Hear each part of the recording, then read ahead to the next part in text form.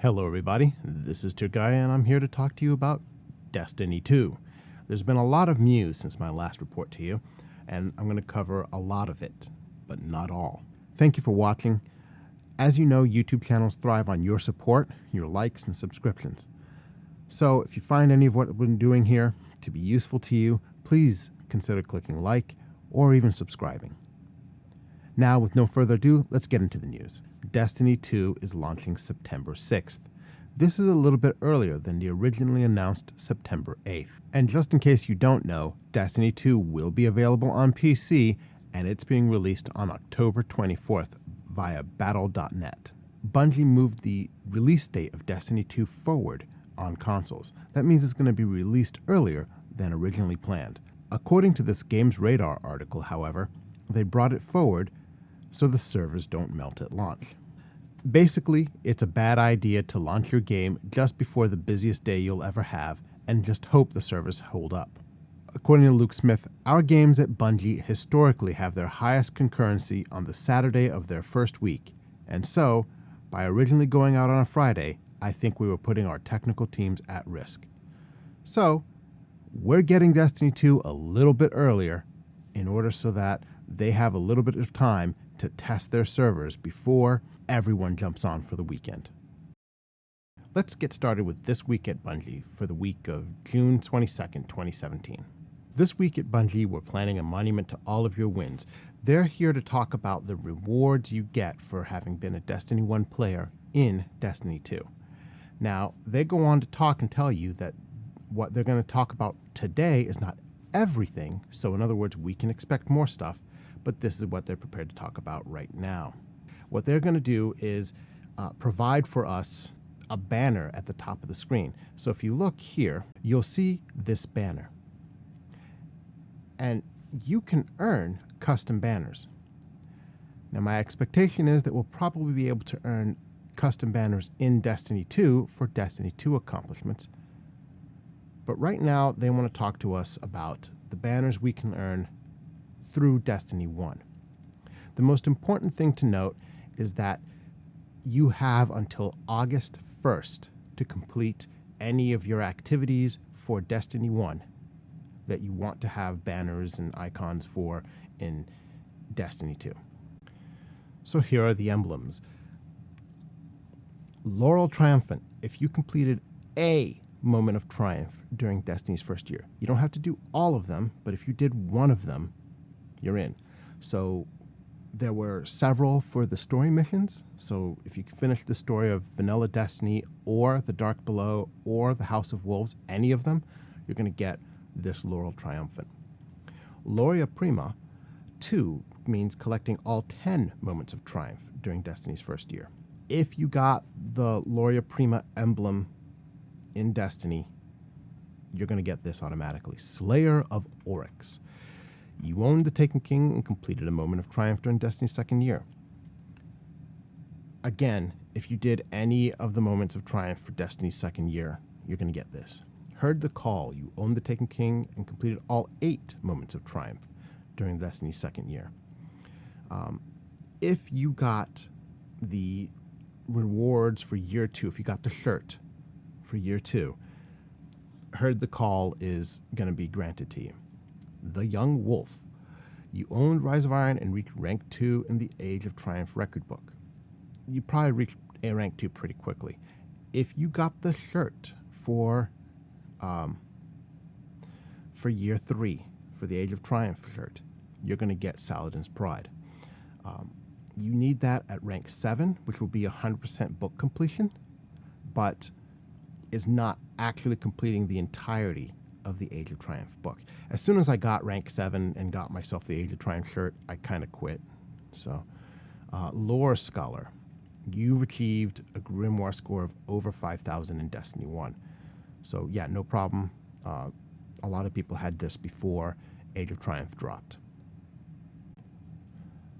They go on to talk to you about securing your Age of Triumph shirt. You have only 39 days now. These are the last scheduled activities for Destiny 1.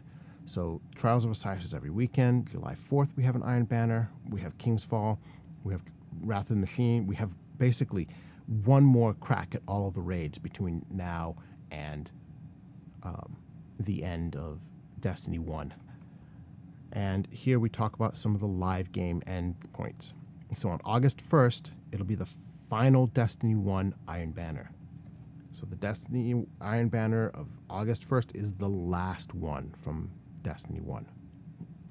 And on August 11th, which is about a month before the debut of Destiny 2, we'll have the last Year 1 Trials of Osiris.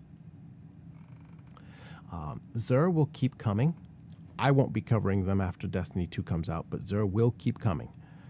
And we're going to continue to have weekly activities in the Director.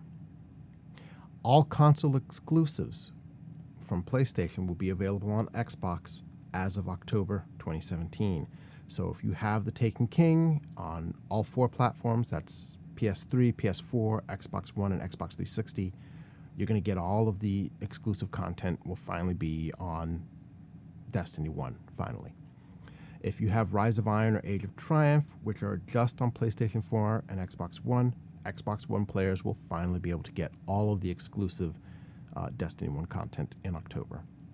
So for Xbox players, there'll be some reasons to go on and play Destiny again in October, even though Destiny 2 will be out.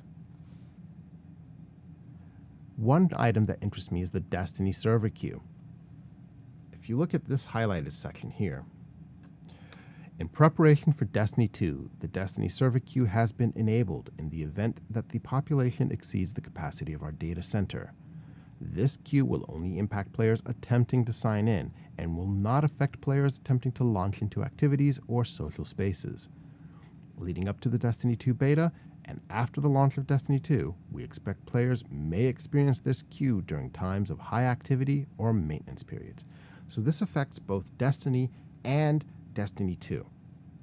It's really about the Destiny 2 beta, but if the servers have exceeded their activity levels for either Destiny or Destiny 2 beta, or perhaps in combination, then you'll be put in a waiting line to be able to sign into Destiny. I hate this, but it's probably very necessary. Finder in Australia talked to Bungie, and they asked about balance on PC versus console. In the middle of the article, you'll find this. They ask, do you find you're having to balance the PC version differently, especially in terms of difficulty? If elite PC players are just able to crack off headshots every time, then the highest difficulty might not be the same challenge as something that's on console. Noseworthy replies, yeah, we've thought about that quite a bit. Ultimately, we have one design for the game, and so if you're playing the raid on PC or you're playing it on PlayStation 4, it's the same raid. It's the same experience. And we're going to try and keep them as similar as possible because hopefully we want this to be the best experience. We may look in a few places where weapons need to be handled differently, and we'll treat them slightly differently. For instance, there's no recoil on guns on PC because recoil on the controller feels really good. I'm firing. Oh, I'm losing control of my gun a little bit. That feels great, especially with magnetism and all the magic in the controller that makes you feel it. With mouse and keyboard, you don't want the mouse moving without you moving it, so recoil doesn't feel good. So there is no recoil on PC. There are a couple of key ways we're going to try and change it, make it so it feels native to that platform, because we want people to feel like Destiny 2 is built for PC. Later, Noseworthy walked this back a bit on Twitter, where he wrote, clarification on PC recoil from our PC lead. It's still there, but heavily modified from console. Another thing I retweeted was Gigs, T1 Gigs, who said, all weapon stats from range, stability, etc. is tuned differently on PC.